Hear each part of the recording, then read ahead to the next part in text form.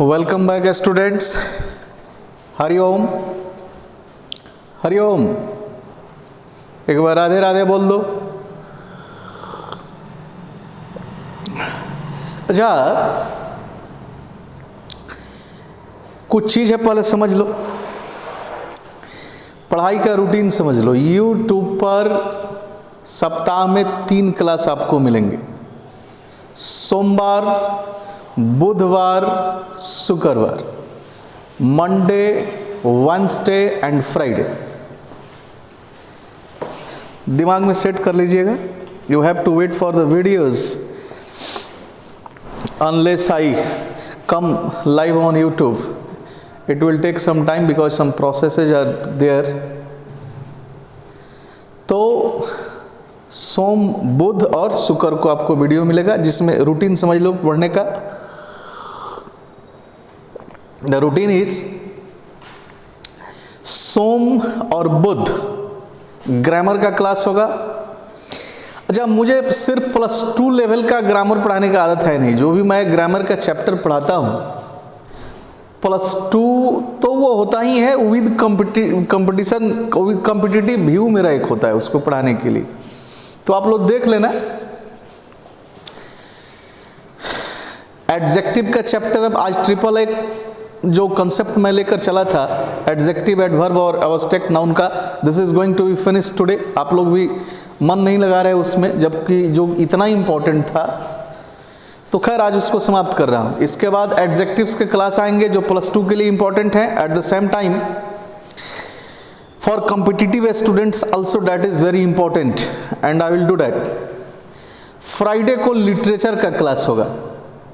जहाँ तक मैं पढ़ा दिया था लॉकडाउन के पहले, सबको याद है, उसके बाद की पढ़ाई होगी। फ्राइडे लिटरेचर +2 का, मंडे एंड वेडनेसडे ग्रामर होगा +2 लेवल का, लेकिन विद कंपटीशन, कॉम्पिटिटिव व्यू के साथ होगा। I have been in habit of teaching the chapter in detail.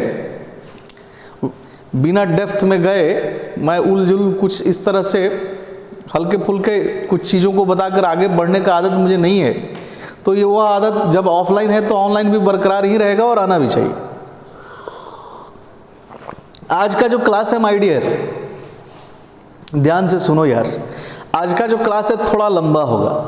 तो यदि आप देखना शुरू कर लिए हो तो जब तक समाप्त नहीं होता है थोड़ा देखना, बहुत कुछ सीखोगे। हालांकि तुम लोग तो चाह नहीं रहे हो, कल जो इतना इंपॉर्टेंट क्लास मैंने लिया था उसका वॉच मिनट मैंने देखा है और व्यू दिखा है जो काफ़ी पुअर है। 15-20 मिनट का क्लास आप लोग देखना चाहते हैं जैसे यूट्यूबर लोग ले रहे हैं। खैर, it is you to decide what you have to do. The responsibility ultimately lies on you. The life of ours is like a cup and it is up to us whether we fill it with nectar or with poison. It is we to decide. Mind it. And now look at the board.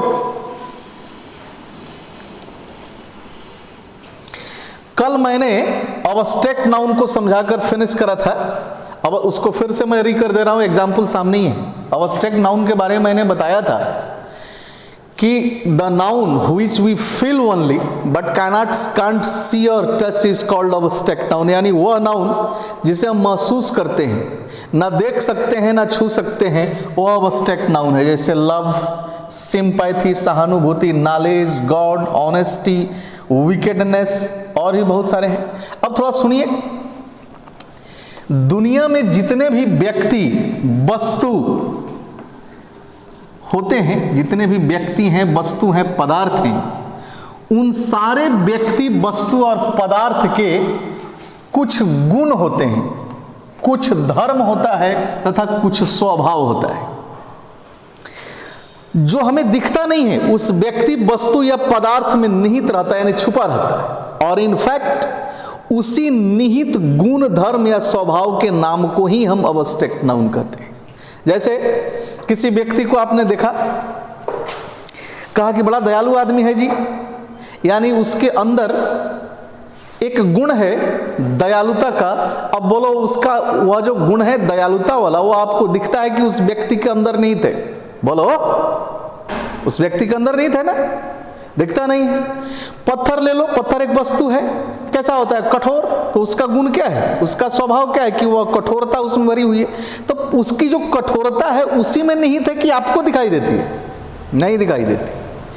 तो जितने भी व्यक्ति, वस्तु, पदार्थ हैं पूरे ब्रह्मांड में, उन सबके कुछ गुण, कुछ धर्म, कुछ स्वभाव होते हैं जो उसी में निहित रहते हैं, और उसी को हम लोग एब्स्ट्रैक्ट नाउन कहते हैं। In nutshell we can say the noun which is felt only but not seen or touched is called abstract noun। अब सवाल ये है, आप लोग समझ नहीं पाए, मैं जो आपको देना चाहता था शायद you are not ready to take it, okay, no problem।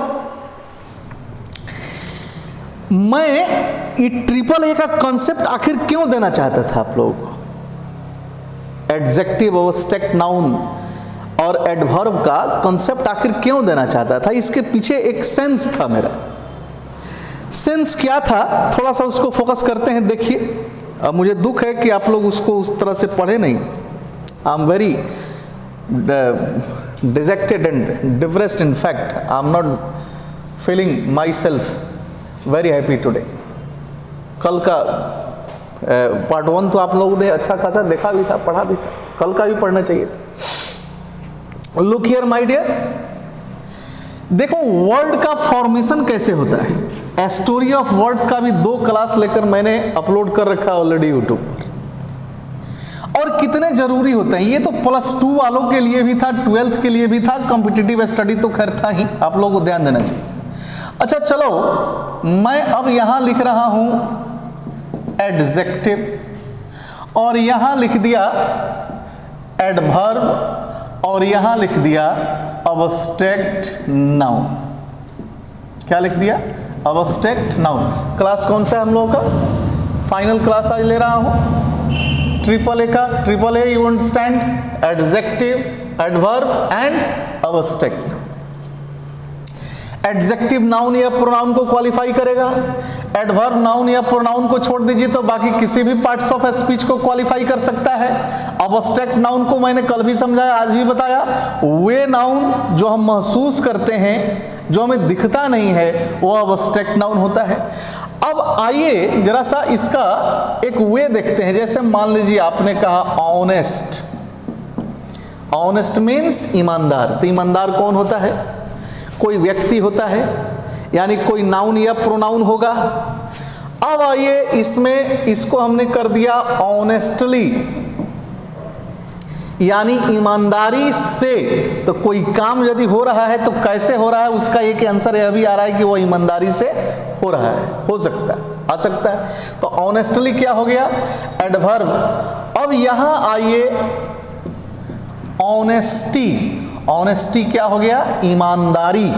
तो ईमानदारी आप देखते हैं कि छूते हैं कि महसूस करते हैं, बोलिए, महसूस करते हैं। तो ईमानदारी क्या हो गया, एब्स्ट्रैक्ट नाउन। ईमानदारी से या ईमानदारी पूर्वक क्या हो गया, एडवर्ब। ईमानदार यह क्या हो गया, एडजेक्टिव। यह सेंस था सिखाने का। सीखिए, पढ़िए, आज कुछ और देखिए। एडमायरेबल,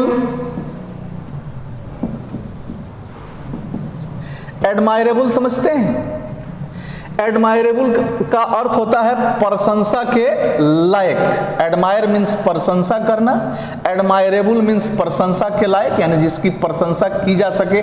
तो किसकी प्रशंसा की जा सकती है, स्वाभाविक है किसी नाउन या प्रोनाउन की ही। तो यह क्या होगा, एडजेक्टिव। अब आइए यहां देखते हैं हम लोग एडमायरेबली,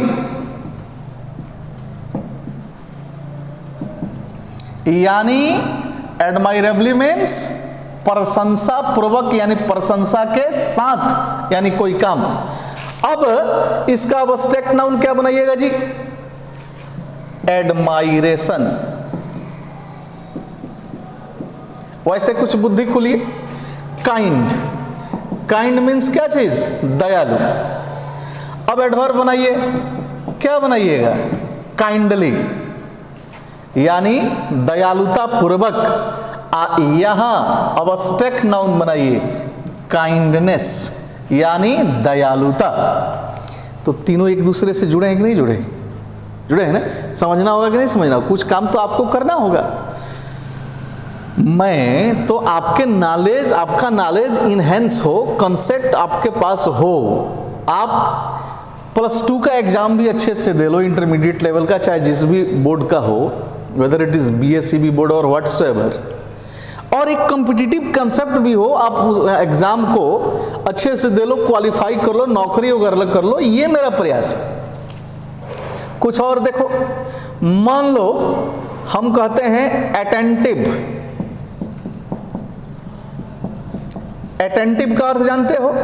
सतर्क या सावधान। मैं हिंदी लिख दूं क्या? अच्छा चलो लिख देता हूं, सतर्क या सावधान। अब यहां आ जाओ, अटेंटिव हो गया। अब इसका एडवर्ब बनाओ, बुद्धि लगाओ, क्या बनाओगे? समझ रहे हो? बना लोगे attentively.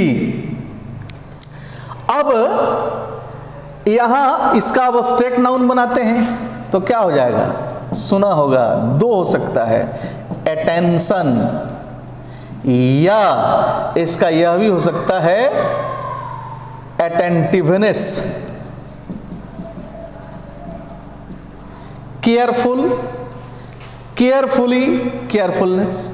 Faithful, faithfully, faithfulness. Got it? Blind adjective है, ब्लाइंडली, यहां क्या हो जाएगा? बोलो, ब्लाइंडनेस। होगा कि नहीं होगा? है ऐसे बोलो, अच्छी खासी तैयारी होगी कि नहीं होगी? कुछ और बताता हूं, जैसे देखो यहां ब्रूटल। ब्रूटल मीन्स होता है, अच्छा हिंदी में लिख दे रहा हूं, क्रूर, सुना होगा, या निर्मम या बर्बर। अब इसका एडवर्ब बनाओ, बोलो क्या बनाओगे? बन जाएगा ब्रूचुअली। कौन है ये वहां? अच्छा, यानी अब ब्रूटल मीन्स क्रूर या निर्मम या बर्बर, तब ब्रूचुअली का क्या अर्थ हो जाएगा? निर्ममता से या बर्बरता पूर्वक या क्रूरता से। अब यहां इसका नाउन बनाओ, क्या हो जाएगा? ब्रूटल।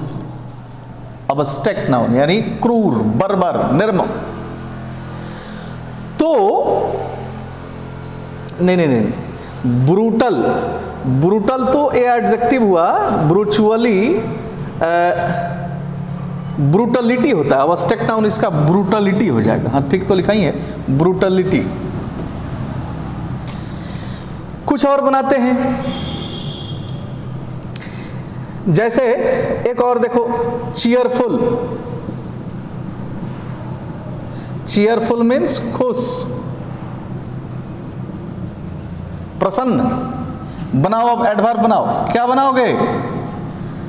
चीयरफुली, यहां यानी खुशी पूर्वक। अब यहां अब स्टेक नाउन बना दो, क्या बनाओगे? चीयरफुलनेस। बुद्धि खुला है? तो अब सवाल यह है कि इनका यूज कैसे करेंगे। स्क्रीनशॉट ले लीजिएगा जी, लिखने के लिए जरूरत पड़ेगी आप लोग, स्क्रीनशॉट ले लीजिएगा। कैसे बन रहा है, प्रक्रिया समझ में आया? कुछ वर्ड मैं बोल रहा हूं, आप लोग खुद ही बनाते रहिएगा।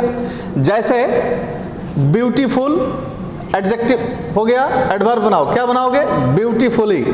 अब स्टेक नाउन क्या बनाओगे? ब्यूटी। कुछ और वर्ड, एरोगेंट। एरोगेंट मीन्स घमंडी या जिद्दी या अहंकारी होता है, तो एरोगेंट से एडवर्ब बना लो, एडजेक्टिव बना लो।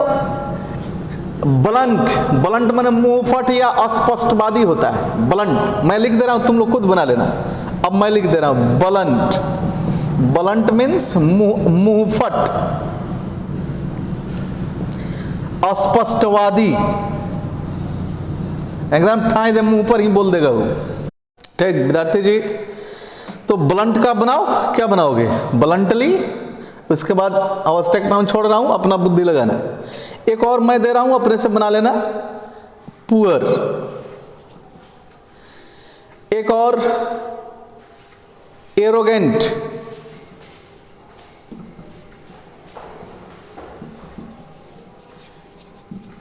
एरोगेंट का मैं हिंदी लिख दे रहा हूं ऐसे। एरोगेंट का हिंदी होता है घमंडी या जिद्दी या अहंकारी। या अहंकारी। एडवर्ब बनाओ, अब्स्ट्रैक्ट नाउन बनाओ, एंड आई थिंक आप बना सकते हो, बड़ी अच्छे से बना सकते हो। ठीक है, ब्यूटीफुल का बना सकते हो, चलो ब्यूटीफुल भी लिख दे रहा हूं, बना लेना।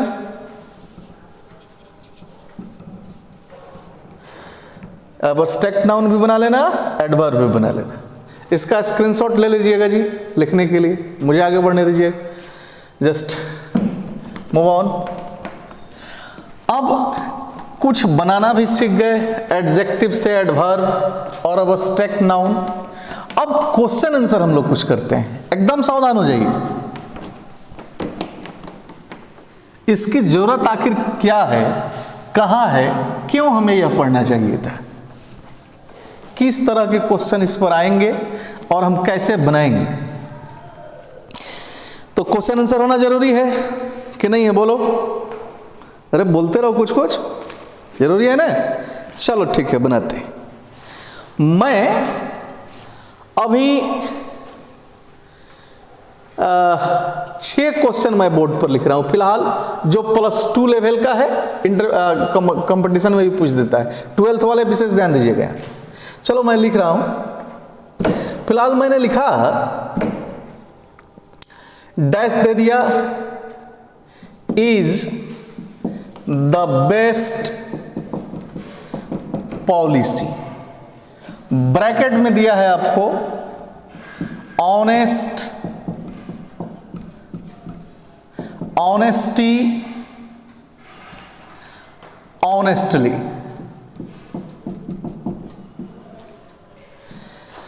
दूसरा क्वेश्चन मैं लिख रहा हूं, Radha was a dash lady, lady means महिला, जानते हो। चलो ठीक है, एक और नहीं, यहां डैश नहीं होगा। Radha was dash, Radha was a dash lady. तीसरा क्वेश्चन मैं लिख रहा हूं, राधा बिहेव्स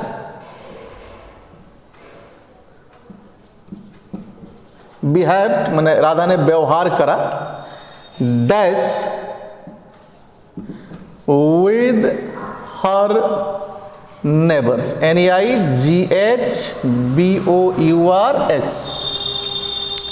2 क्वेश्चन है यहां पर।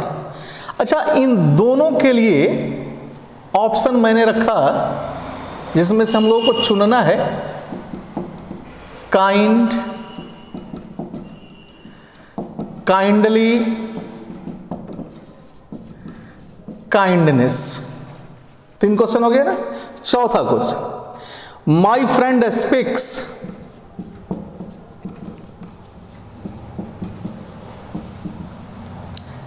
मोर dash than you,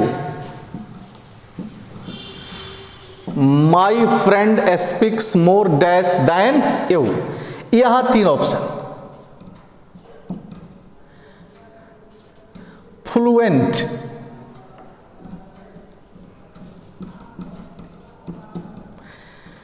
fluently,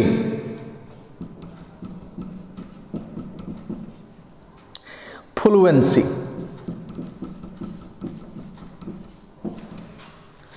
next question, drinking is a dash habit. एक और लिखा, बूटा सिंह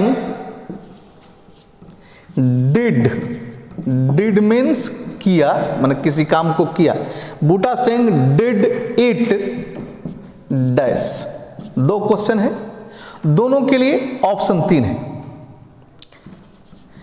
बैड, बैडली।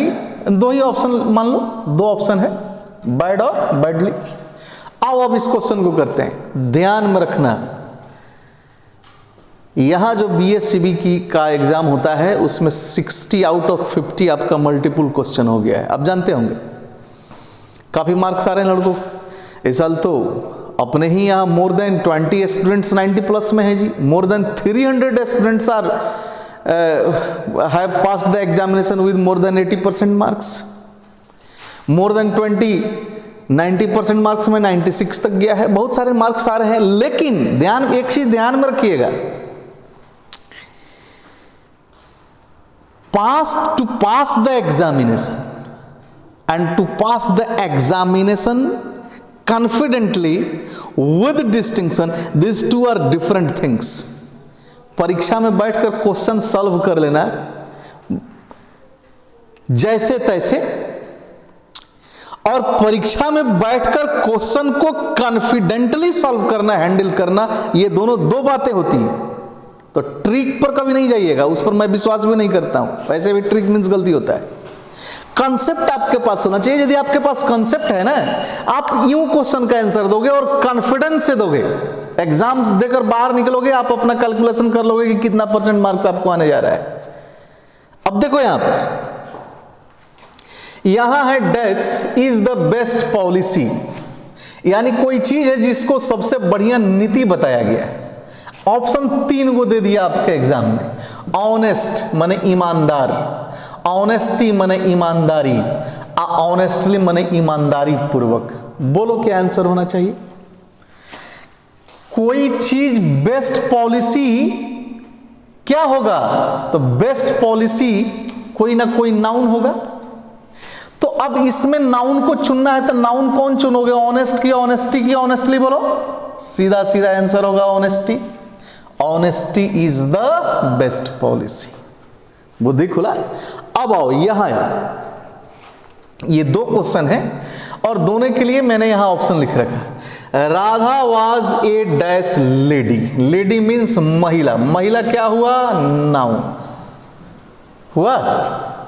और मैं लगातार इस 3 क्लास में बता रहा हूं कि नाउन और प्रोनाउन को क्वालिफाई करने के लिए किसकी व्यवस्था की गई है? एडजेक्टिव की। अब आपके पास यहां ऑप्शन है काइंड, दयालु, काइंडली, दयालुता पूर्वक, काइंडनेस मीन्स दयालुता।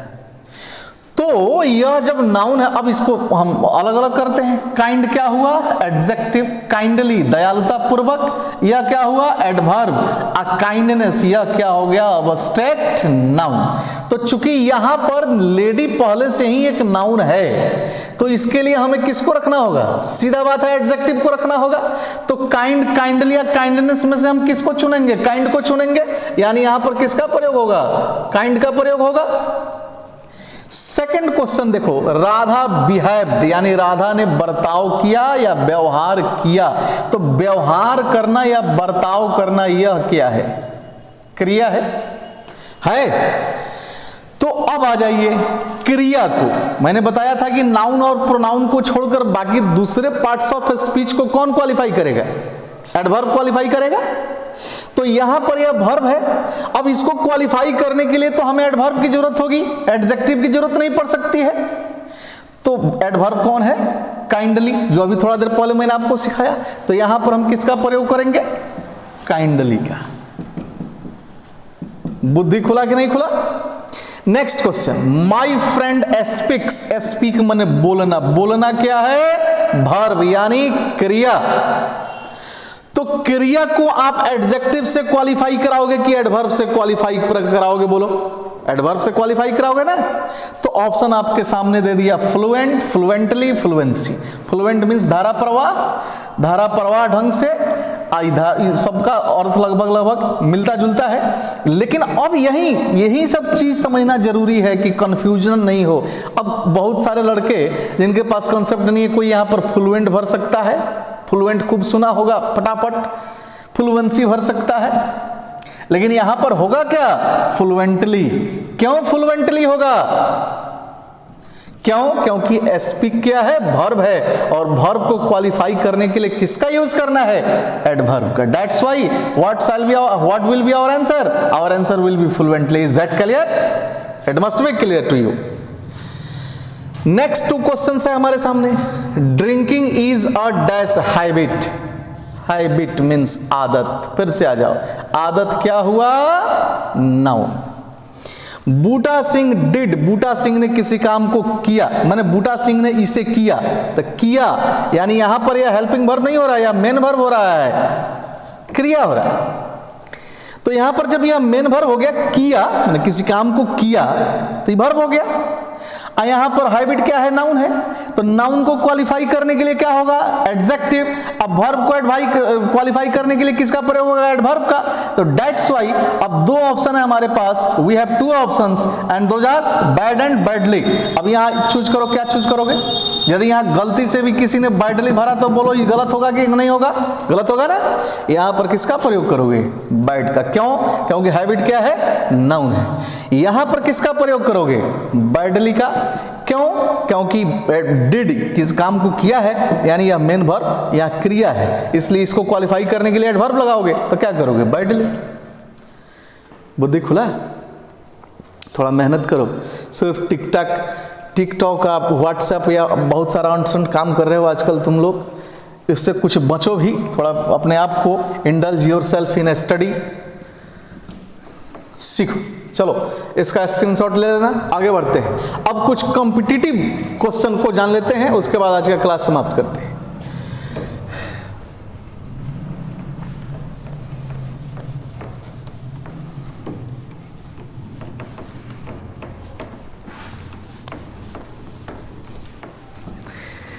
कॉम्पिटिटिव क्वेश्चन, कॉम्पिटिटिव क्वेश्चन के लिए बड़ा मेहनत से ये सारा क्वेश्चन निकाला जा रहा है। एग्जाम में पूछे गए क्वेश्चंस को बनवाना कि हम ज़्यादा प्रेफर करते हैं।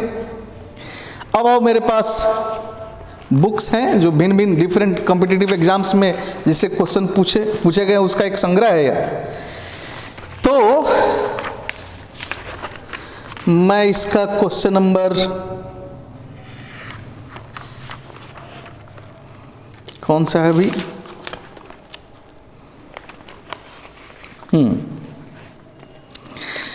खूब ध्यान से देखना है। यहां पर मैं लिख रहा हूं, लेट मी राइट। क्वेश्चन है कॉमन एरर। कॉमन एरर मैं ऑफलाइन तो बहुत सारा सिखाया था आप लोगों को, ऑनलाइन में जो लड़के मेरे यहाँ नहीं पढ़े हैं उनको ही मैं बता दे रहा हूँ, समझ लेना। कॉमन एरर किसी भी कॉम्पिटिटिव एग्जाम का बैकबोन माना जाता है। एयरफोर्स का एग्जाम दोगे उसमें 3 से 4 क्वेश्चन रहेंगे, नेवी में तो 4 क्वेश्चन ऑलमोस्ट फिक्स्ड है। एनडीए में पहले 25 को पहले क्या लास्ट ईयर तक पूछाएंगे 25 क्वेश्चन। एक क्वेश्चन बनाते हो तो 3.5 नंबर आपको मिलता है। बैंक क्लर्क में जाओगे 5 से 10 क्वेश्चन, पीओ में जाओगे तो पहले तो 50 क्वेश्चन पूछता था कॉमन एरर से। एसएससी में जाओ, एलडीसी, यूडीसी, एमटीएस जो भी बनाओ, सब में कॉमन एरर बड़ा ही इंपॉर्टेंट पार्ट माना जाता है एग्जाम को क्वालिफाई करने के लिए। अब इसको भी शुरू करते हैं, देख लो।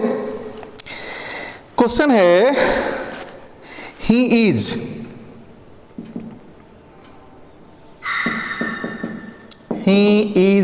ऑब्लिक ए, यानी part A, known for part B, both his hard oblique C, work and intelligent, work and intelligent, full stop, oblique D, इसके बाद यहां लिख रहा है नो एरर। ठीक है, सेकंड क्वेश्चन में आते हैं।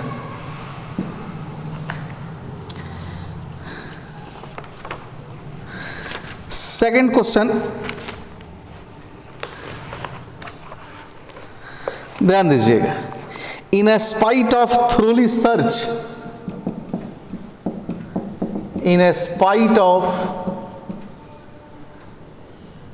thoroughly search oblique A of the business premises of the business premises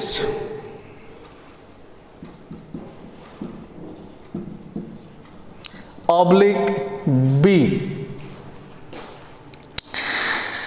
the tax authorities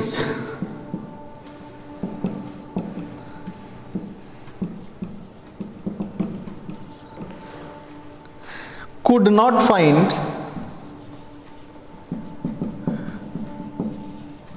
oblique C any documents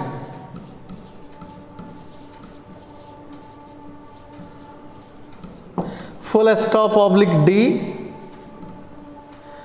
नहीं सॉरी एनी डॉक्यूमेंट्स खाली नहीं है, any incriminating documents, incriminating documents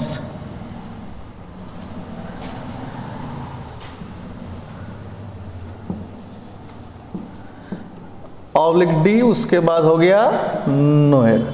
अब देखो यह जो क्वेश्चन है SBI associate banks PO exam का क्वेश्चन है, लिख दे रहा हूं मैं, SBI associate banks PO exam का है, भिन्न भिन्न ईयर में पूछते रहता है। क्वेश्चन नंबर 3, क्वेश्चन नंबर 3 में आते हैं,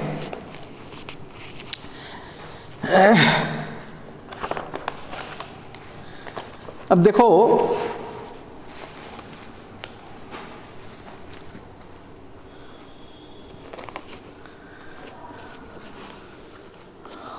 all the visitors were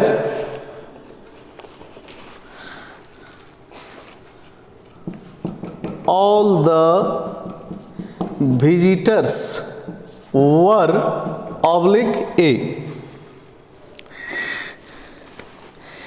exceptional good orators, बहुत इंपॉर्टेंट क्वेश्चन है, exceptional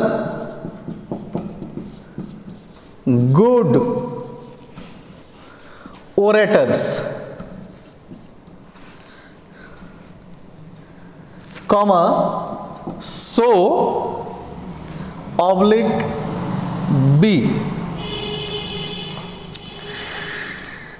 all of us listen to them, all of us listen to them oblique C very attentively, very attentively, full stop oblique D, उसके बाद हो गया no error. चलो 3 ही question बनाते हैं, क्योंकि ज्यादा लंबा होगा तो तुम लोग छोड़ के भाग जाओगे यार, नहीं देखोगे तो मैं सिखाऊं भी और तुम सीखो भी नहीं, तो उससे फायदा भी नहीं है। कॉमन एरर, अब देखो इसको बनाना कैसे, एग्जाम में ऐसे क्वेश्चन आएगा आपके सामने। अब देखो यह क्वेश्चन ही से शुरू हुआ है, यहां फुल स्टॉप है, तो यह अलग अलग नहीं है जी, एक ही सेंटेंस है, इसको 4 पार्ट में बांट दिया है। अच्छा ये भी एक एग्जाम का क्वेश्चन था जी, रुक जाओ,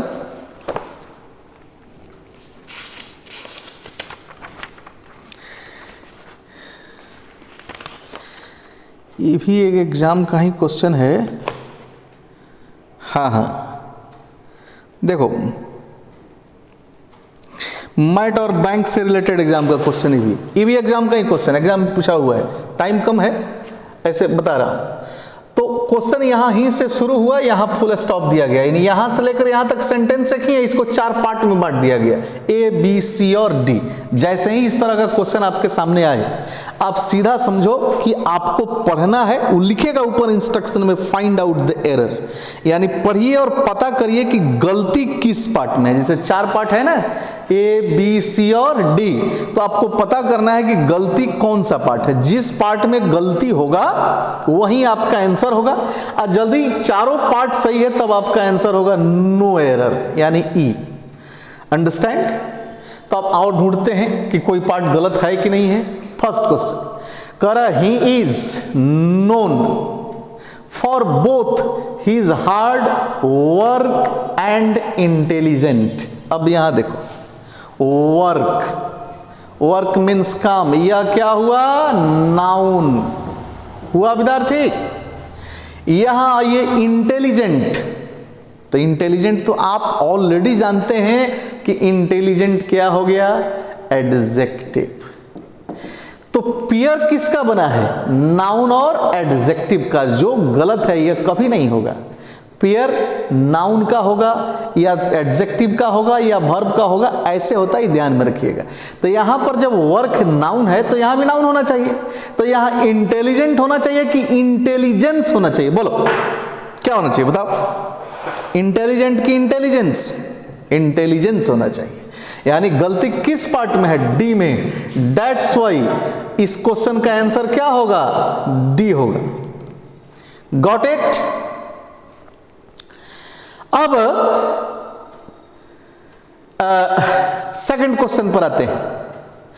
इन a spite of thoroughly search of the business premises the tax authorities could not find any incriminating documents, no error.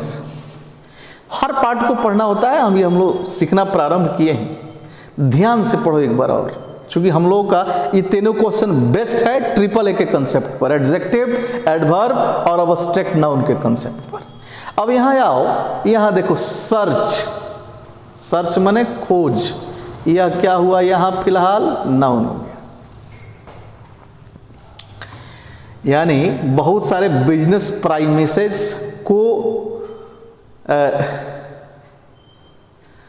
माने पूरी तरह खोजने के बावजूद तो सर्च हो गया नाउन।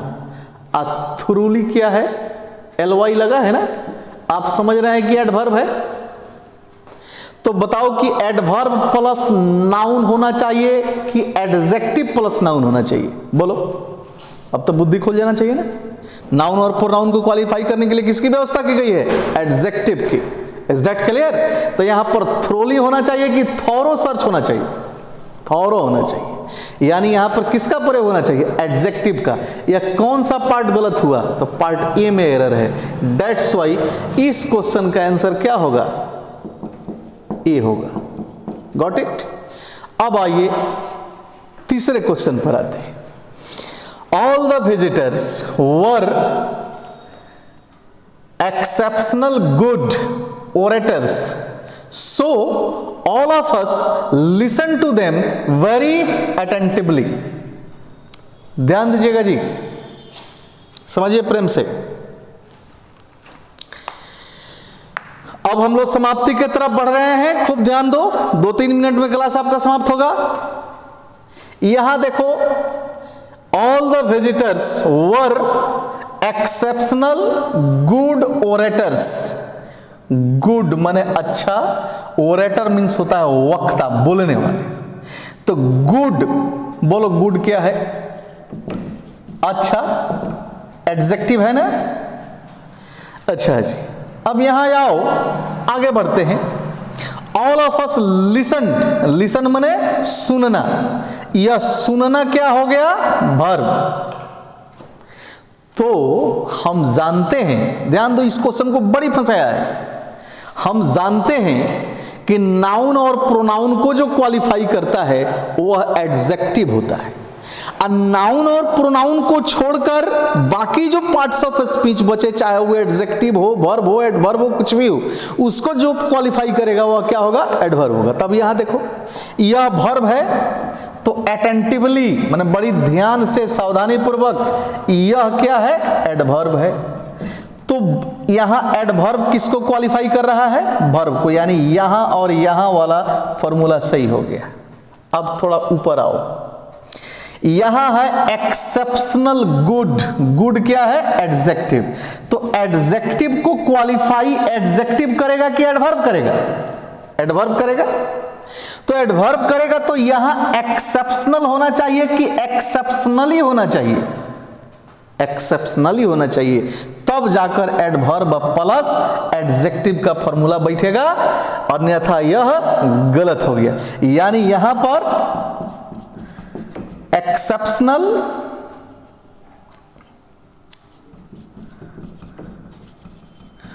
गुड नहीं होगा, सही क्या होगा बोलो, एक्सेप्शनली गुड। यह जाकर सही हो। क्यों? क्योंकि गुड क्या है, एडजेक्टिव है, एक्सेप्शनली क्या हो गया, एडवर्ब हो गया। तो ध्यान में रखिएगा, एक एडवर्ब एडजेक्टिव को भी क्वालिफाई करेगा, वर्ब को भी, एक एडवर्ब दूसरे एडवर्ब को भी। एडजेक्टिव सिर्फ नाउन और प्रोनाउन को क्वालिफाई करेगा। Is it clear? अब बोलो, आज का क्लास इंपॉर्टेंट है कि नहीं है? इस तरह की जानकारी होनी चाहिए कि नहीं होनी चाहिए, ताकि हम किसी भी एग्जाम को एकदम कॉन्फिडेंस से उसको फेस कर सकें? होने चाहिए ना? तो थोड़ा पढ़िए, डेप्थ में जाने का प्रयास करिए। कॉन्सेप्ट आप देखो ना, यूट्यूब पर आजकल बहुत सारे लोग हैं जिनका 100 के में सब्सक्राइबर है, बहुत सारा मिलियंस व्यू है। वे इसी कॉन्सेप्ट को कहीं देखेंगे, खोजिएगा, या मैं जो अभी तक जो आपको पढ़ाया हूं उनको देखो और इनको, इस मैं जो बता रहा हूं आप उसको देखो, थोड़ा अंतर आपको मिलेगा जी। हालांकि मेरा अपना कंपटीशन खुद मुझसे ही है, मुझे किसी के बारे में कुछ नहीं कहना। I have nothing to say about others, let them do their own business, I have to keep myself to my self.